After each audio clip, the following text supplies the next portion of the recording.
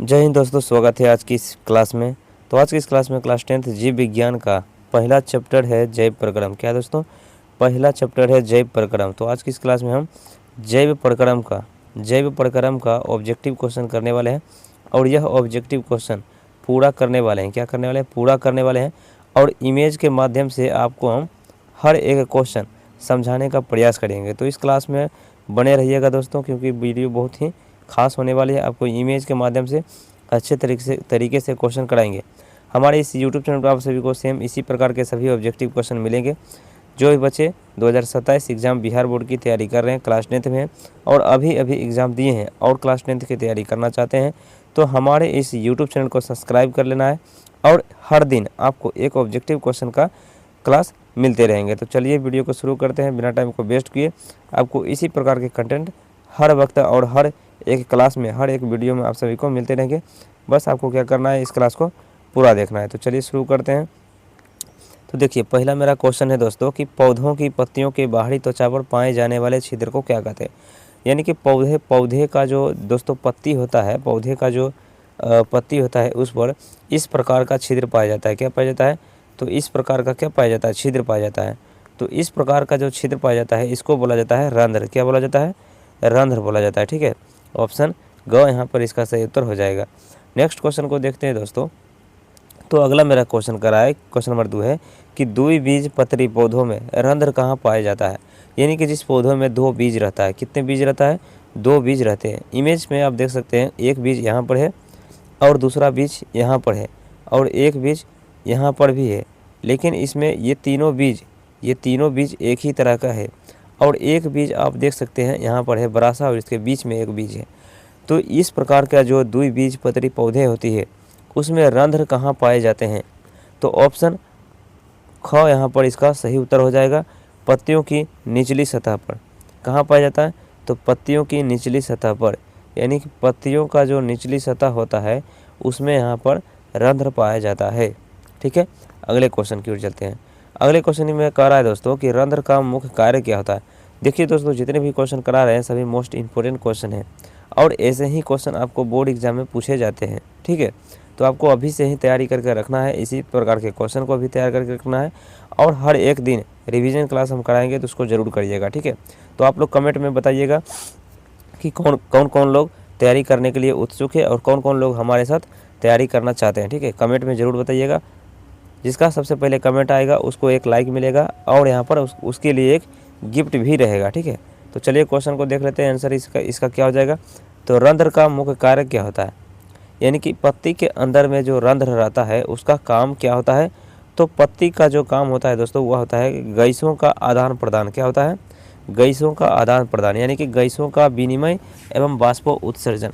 यानी कि पत्ती में जो पानी रहता है दोस्तों, पत्ती में जो छोटे छोटे पानी की मात्रा रहता है वह क्या करता है? प्रकाश संश्लेषण की मदद से बाहर निकालता है। ठीक है, तो ये क्वेश्चन हो गया। अगले क्वेश्चन को देख लेते हैं दोस्तों। तो अगला मेरा क्वेश्चन कह रहा है कि रंध्र घिरे रहते हैं।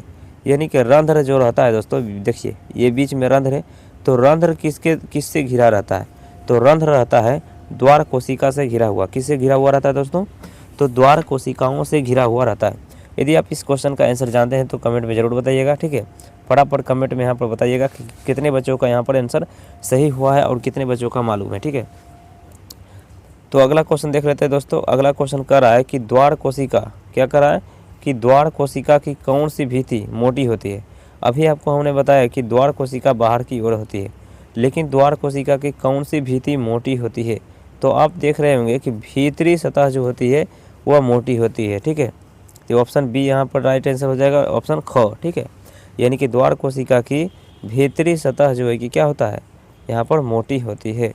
अगला क्वेश्चन कर रहा है दोस्तों कि पत्ते की झिल्ली में रंध्र का अध्ययन करने हेतु तो किस अभिरंजक का प्रयोग किया जाता है।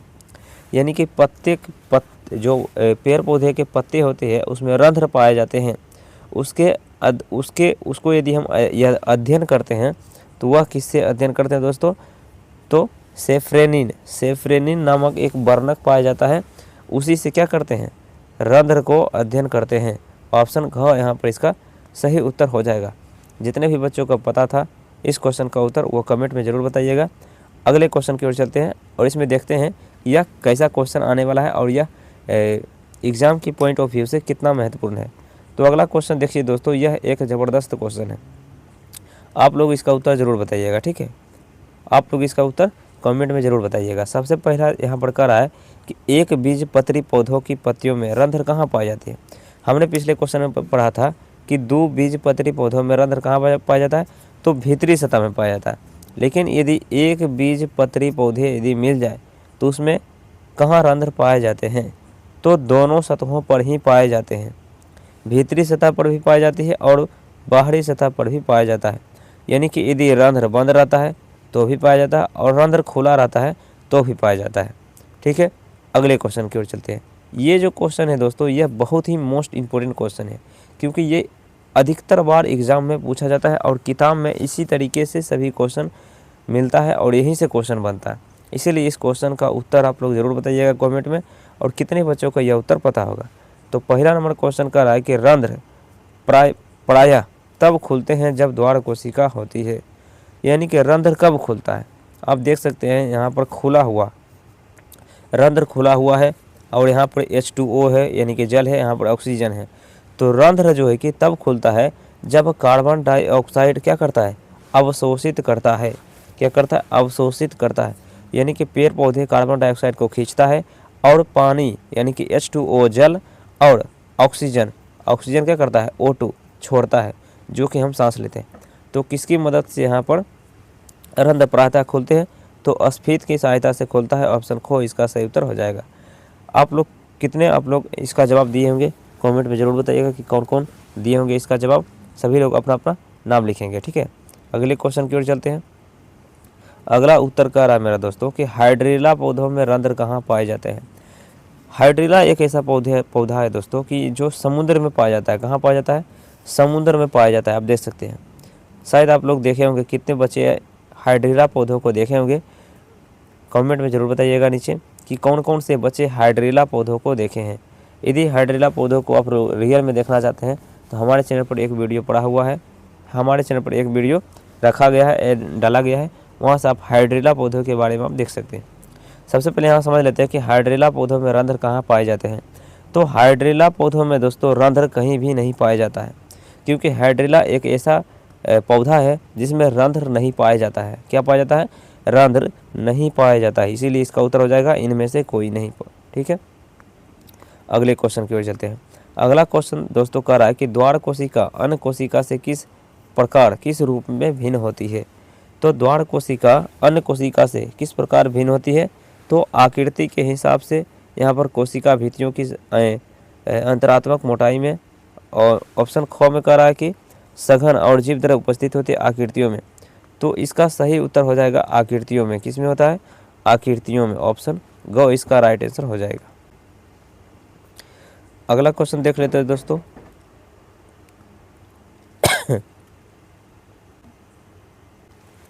अगला क्वेश्चन है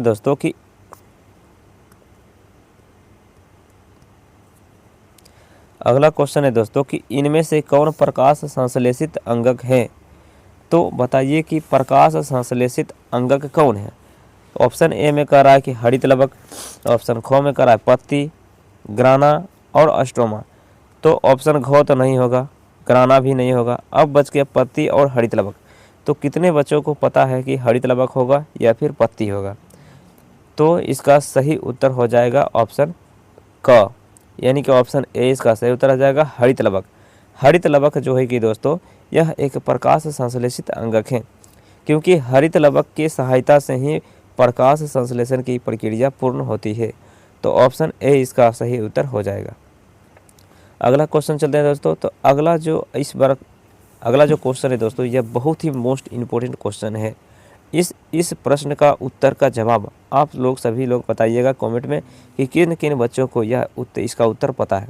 तो चलिए इसको समझ लेते हैं। तो प्रकाश संश्लेषण में सूर्य का प्रकाश की भूमिका क्या होती है, यानी कि प्रकाश संश्लेषण की सूर्य की भूमिका क्या होती है। तो ऑप्शन ए में कह रहा है कि कार्बन डाइऑक्साइड के अपचयन में, जल के प्रकाशिक अंगक में, और काल्विक बेसन चक्र में, और अपकाशिक अभिक्रिया में। सॉरी, यहाँ पर ख नंबर में हमने पढ़ दिया गलत। इसका सही इसका जो हो जाएगा जल के प्रकाशिक अपघटन में। तो इसका सही उत्तर क्या हो जाएगा दोस्तों, तो इसका सही उत्तर हो जाएगा ऑप्शन क, CO2 के अपचयन में। अब यह CO2 के अपचयन में कैसे हुआ, तो प्रकाश संश्लेषण की जो प्रक्रिया होती है वह क्या होता है, दिन में होता है। तो दिन में सूर्य का प्रकाश जलता है और पत्ते से हरे पौधे क्या करती है, सूर्य के प्रकाश की मदद से कार्बन डाइऑक्साइड वायुमंडल में जो उपस्थित रहता है उसको पत्ते क्या करते हैं, अवशोषित करते हैं और ऑक्सीजन क्या करते हैं, छोड़ते हैं, O2 छोड़ते हैं। तो क्या करते हैं, तो कार्बन डाइऑक्साइड का अपचयन होता है। ऑप्शन क इसका राइट आंसर हो जाएगा। अगला जो क्वेश्चन है दोस्तों, यह मोस्ट इंपॉर्टेंट क्वेश्चन है। अगला क्वेश्चन का उत्तर आप लोग सभी कमेंट में जरूर बताइएगा कि प्रकाश संश्लेषण की दर किस पर निर्भर करती है। यानी कि प्रकाश संश्लेषण जब भी होगा तो वह किस पर निर्भर करेगा। ऑप्शन क में कह रहा है प्रकाश के गुण पर, नहीं ये तो गलत हो गया। अगला क्वेश्चन का अगला है प्रकाश की मात्रा पर, शायद यह हो सकता है।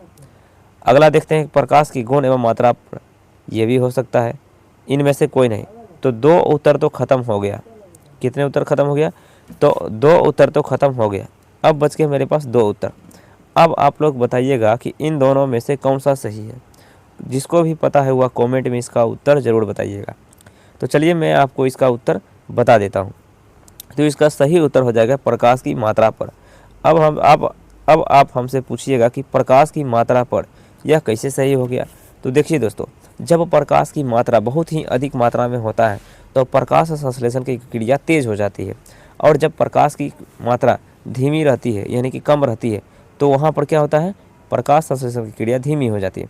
आप लोग अपने बगीचे में देखे होंगे, खेत खलियान में देखे होंगे कि जो पौधे बड़े बड़े पेड़ के नीचे छाँव में रहता है उसके विकास बहुत ही धीमी होता है, यानी कि बहुत ही कम बढ़ता है, और जो धूप में रहता है वह जल्दी जल्दी बढ़ता है। इससे आपको समझ में आ गया। अब अगला क्वेश्चन देख लेते हैं। अब अगला क्वेश्चन दोस्तों कह रहा है यहाँ पर कि अगर किसी पौधों की पत्तियों को काले कागज़ में पूर्णतया ढक दिया जाए तथा सूर्य के प्रकाश में छोड़ दिया जाए तो क्या होगा। यानी कहने का मतलब है कि यदि कोई भी पत्ती जो है कि उसे काले कागज़ से ढक दिया जाए तो उसमें प्रकाश संश्लेषण होगा या नहीं होगा। तो आप लोग इमेज में देख सकते हैं दोस्तों कि एक जो पौधा है वह दिन में सूर्य के प्रकाश की मदद से प्रकाश संश्लेषण कर रहा है, और एक जो पौधा है यहाँ पर दोस्तों वह रात में चंद्रमा की सहायता से कर रहा है। तो आप लोग बताइएगा कि कौन से इमेज में, इसको इमेज 1 कहते हैं और इमेज 2 कहते हैं, तो कौन सी इमेज में यहाँ पर प्रकाश संश्लेषण की क्रिया होगा। तो यहाँ पर ऑप्शन में देख लेते हैं कि श्वसन की गति बढ़ जाएगी, ग्लूकोज का संश्लेषण रुक जाएगा, ग्लूकोज का संश्लेषण बढ़ जाएगा, परिवहन की क्रिया रुक जाएगी। तो इसका सही उत्तर क्या हो जाएगा दोस्तों, यदि आप लोग जानते हैं तो इसका उत्तर कमेंट में ज़रूर बताइएगा। तो चलिए इसका उत्तर अब हम बताते हैं कि इसका सही उत्तर क्या हो जाएगा। तो देखिए, प्रकाश संश्लेषण की क्रिया हमेशा क्या होती है, दिन में होती है। जब दिन में होगी तो यहाँ पर क्या कह रहा है कि जब प्रकाश संश्लेषण की क्रिया रात में यदि होती है तो क्या प्रभाव पड़ेगा। तो यहाँ पर श्वसन की गति बढ़ जाएगी, ये तो हो गया गलत। ग्लूकोज का संश्लेषण रुक जाएगा, यह सही हो सकता है। ग्लूकोज का संश्लेषण बढ़ जाएगा, ये गलत हो गया। परिवहन की क्रिया रुक जाएगी, यह गलत हो जाएगा। देखिए दोस्तों, परिवहन की क्रिया रुक नहीं जाएगी, हालांकि थोड़ा बहुत परिवहन होते रहेगा, लेकिन ग्लूकोज जो बनता है प्रकाश संश्लेषण की सहायता से वह संश्लेषण रुक जाएगा। कोई भी चीज़ जो प्रकाश संश्लेषण की क्रिया से बनती है उसका क्या होगा, संश्लेषण रुक जाएगा और दिन में इसका बढ़ जाएगा। तो सही उत्तर इसका ख हो जाएगा। अगला क्वेश्चन है दोस्तों, अगला मेरा क्वेश्चन है कि हरे प्रकाश में प्रकाश संश्लेषण की दर काफ़ी घट जाती है, क्योंकि यानी कि हरा प्रकाश सूर्य से यदि हरा प्रकाश पेड़ पौधों पर पड़ता है तो प्रकाश संश्लेषण की क्रिया घट जाती है, क्योंकि हरे प्रकाश से क्लोरोफिल वर्णक उत्तेजित नहीं होती है। हरे प्रकाश से क्लोरोफिल वर्णक निष्क्रिय हो जाती है। क्लोरोफिल के अणु हरे प्रकाश को परावर्तित कर देती है। इनमें सभी क्रियाएं होती हैं। तो इसका सही उत्तर क्या हो जाएगा, आप लोग सोच के बताइएगा, कमेंट में ज़रूर बताइएगा कि इसका सही उत्तर क्या हो जाएगा। देखते हैं कि सबसे पहला किसका जवाब आता है। तो चलिए अब हम उत्तर इसका बता देते हैं कि क्या इसका सही उत्तर होगा। देखिए दोस्तों, आप लोग यहाँ देख सकते हैं कि सूरज से यहाँ पर प्रकाश की किरण आ रहा है, और जैसे ही यहाँ पर हरा प्रकाश पड़ा तो हरा प्रकाश जो है कि परावर्तित होकर हमारे आँखों तक आ गया। तो हमें क्या होता है, हरे पौधे दिखाई देते हैं, यानी कि वह हरे हरे दिखाई देती है। तो जब भी सूरज के प्रकाश से हरा प्रकाश की किरण हरे पत्तों पर पड़ता है तो यहाँ पर हरे प्रकाश से क्लोरोफिल वर्णक उत्तेजित नहीं होती है, हरे प्रकाश से क्लोरोफिल वर्णक निष्क्रिय हो जाती है। क्लोरोफिल के अणु हरे प्रकाश को परावर्तित कर देती है और इनमें से सभी क्रियाएं। तो ऑप्शन घ इसका सही उत्तर हो जाएगा, इन सभी क्रियाएं होगी। ठीक है, अगले क्वेश्चन की ओर चलते हैं। अगला क्वेश्चन है दोस्तों, अगला क्वेश्चन है कि पत्तियां हरी होती है क्योंकि वे। अब यहाँ पर सवाल आता है दोस्तों, बहुत ही इंटरेस्टिंग क्वेश्चन है, आप लोग जवाब जरूर दीजिएगा कमेंट में कि किन किन बच्चों को इसका जवाब मालूम है। ठीक है, तो पत्तियां हरी क्यों होती है। आप लोग कभी सोचे होंगे कि पत्ता जो होता है वह हरा ही क्यों होता है, लाल क्यों नहीं होती है, पीला क्यों नहीं होती है, गुलाबी क्यों नहीं होती है, ब्लू क्यों नहीं होती है, हरा ही क्यों होता है। तो चलिए इसका उत्तर आज हम समझते हैं और देखते हैं कि किन किन बच्चों को इसका उत्तर मालूम है और पहले से मालूम था या फिर आज कौन कौन बच्चे सीखने वाले हैं। ठीक है, तो जितने भी बच्चों को पता होगा इसका उत्तर आप लोग कमेंट में ज़रूर बताइएगा कि यहाँ पर पत्ते हरे क्यों होते हैं। तो चलिए उसका उत्तर हम आपको बताते हैं कि पत्ते हरे क्यों होते हैं। पत्तियां हरी होती है क्योंकि वे हरे प्रकाश को उपयोग करती है, ये गलत हो गया। हरे प्रकाश को अवशोषित करती है, यह गलत हो गया। हरे प्रकाश का अवशोषण नहीं करता है, उसका परावर्तन करता है। उसका क्या करता है, परावर्तन करता है। तो ऑप्शन गो इसका राइट आंसर हो जाएगा। आप इमेज में यहाँ पर देख सकते हैं दोस्तों कि जैसे ही सूर्य का प्रकाश किरण पड़ा, जैसे ही सूर्य के प्रकाश की किरण यहाँ पर पड़ा पत्तियों पर, तो हरा प्रकाश जो होता है, हरा प्रकाश यहाँ पर क्या हो गया, तो हरा प्रकाश जो है कि परावर्तित हो गया। क्या हो गया, परावर्तित हो गया। तो इसका राइट आंसर हो जाएगा, हरे प्रकाश का अवशोषण नहीं कर उसका परावर्तित हो जाता है, यानी वापस लौट जाता है और वही वापस लौटा गया प्रकाश हमारी आंखों तक पहुँचता है, जिससे हमें पत्ते हरे दिखाई देते हैं। बात समझ में आ गई। अगला क्वेश्चन देखते हैं। अगला क्वेश्चन में करा है दोस्तों कि निम्नलिखित में से किस जैविक रासायनिक प्रक्रिया द्वारा वायुमंडल में O2 एवं CO2 के बीच संतुलन बना रहता है। तो किसके कारण बना रहता है, तो प्रकाश संश्लेषण की क्रिया द्वारा क्या होता है, वायुमंडल में रासायनिक एवं जैविक प्रक्रिया के बीच संतुलन बना रहता है। यानी कि यदि प्रकाश संश्लेषण की क्रिया नहीं होगी तो हम लोग को ऑक्सीजन नहीं मिल पाएगा और कार्बन डाइऑक्साइड की मात्रा हमारे वायुमंडल में अधिक बढ़ जाएगी। इसीलिए प्रकाश संश्लेषण की क्रिया बहुत ही ज़रूरी हो जाएगा। किन किन बच्चों का यह इसका आंसर मालूम था और किन किन बच्चों का नहीं था, कमेंट में ज़रूर बताइएगा। अपना नाम ज़रूर लिखिएगा कि किनका आंसर सही हुआ और इसका कौन सा उत्तर सही हुआ, ज़रूर लिखिएगा। अगला क्वेश्चन देखते हैं दोस्तों, और इस क्लास का, आज की क्लास का लास्ट क्वेश्चन है। हमने जितने भी ऑब्जेक्टिव क्वेश्चन किए थे बहुत ही मोस्ट इंपॉर्टेंट किए थे और इस लास्ट क्वेश्चन का जवाब आप लोग दीजिएगा, क्योंकि यह क्वेश्चन बहुत ही मोस्ट इम्पोर्टेंट और अच्छा क्वेश्चन है। तो आप देखते हैं कि किन बच्चों का इसका लास्ट क्वेश्चन का उत्तर मालूम है और कितने लोग जल्दी जल्दी कमेंट में लिखते हैं कि इसका सही उत्तर क्या होगा। लास्ट में इसका उत्तर हम बताएंगे। तो सबसे पहले क्वेश्चन को देख लेते हैं कि प्रकाश संश्लेषण प्रक्रम में क्या नहीं होता है। यानी कि प्रकाश संश्लेषण की जो क्रिया होती है उसमें क्या नहीं होता है और क्या होता है। तो चलिए देखते हैं। आप लोग यहाँ पर डायग्राम में देख सकते हैं कि कार्बन डाइऑक्साइड अवशोषित होता है, जल वाष्पीकृत होकर बाहर निकलता है और ग्लूकोज बनता है और ऑक्सीजन बाहर निकलता है जो हम सांस लेते हैं। तो कुल मिला के यहाँ पर 4 प्रक्रिया बनता है, 1 2 3 4 5, टोटल 5 प्रक्रिया बनता है और 4 ऑप्शन दिया गया है, 1 2 3 4। अब देखते हैं इस 4 ऑप्शन में से ये 5 कंडीशन कैसे अप्लाई होती है और किन किन बच्चों का सही होता है। तो चलिए देखते हैं किनका किनका सही हुआ है, देखते हैं कमेंट में किनका किनका जवाब सही आया है। तो चलिए अब इसको हम बताते हैं। प्रकाश संश्लेषण की प्रक्रिया में क्या नहीं होता है, पानी का टूटना। जी हाँ दोस्तों, पानी तो टूटता है क्योंकि यहाँ पर पानी टूटकर यहाँ पर ऑक्सीजन में बदला है और यहाँ पर ग्लूकोज में बदला है। तो ऑप्शन ए तो सही है। चलिए ठीक है। उसके बाद देखते हैं कार्बन डाइऑक्साइड का मुक्त होना। कार्बन डाइऑक्साइड दोस्तों कभी भी मुक्त नहीं होता है। क्या होता है, कार्बन डाइऑक्साइड कभी भी मुक्त नहीं होता है। कार्बन डाइऑक्साइड हमेशा क्या होता है, अवशोषित होता है। क्या होता है, अवशोषित होता है। इसीलिए ऑप्शन बी को देखते हैं सही होगा कि गलत होगा। आगे नीचे ऑप्शन दिया गया, इसको भी थोड़ा सा देख लेते हैं। ऑक्सीजन का मुक्त होना, ऑक्सीजन यहाँ पर मुक्त होता है। क्या होता है, ऑक्सीजन यहाँ पर मुक्त होता है क्योंकि हम श्वास लेते हैं ऑक्सीजन को ही। उसके बाद करा है दोस्तों कि CO2 का उपयोग होना, क्या करा है, कार्बन डाइऑक्साइड का उपयोग होना। तो पानी का टूटना ये भी सही है, CO2 का मुक्त होना, ऑक्सीजन का मुक्त होना ये भी सही है, कार्बन डाइऑक्साइड का उपयोग होना ये भी सही है। लेकिन यहाँ पर कार्बन डाइऑक्साइड का मुक्त होना यह सही नहीं है, इसीलिए इसका उत्तर क्या हो जाएगा दोस्तों, तो इसका उत्तर हो जाएगा ऑप्शन ख। तो कितने बच्चों को इसका उत्तर मालूम था और कितने बच्चों ने कमेंट करके बताया है, जल्दी से जल्दी अपना नाम शेयर करिएगा और देखते हैं कि किसका आंसर सबसे पहले आया है।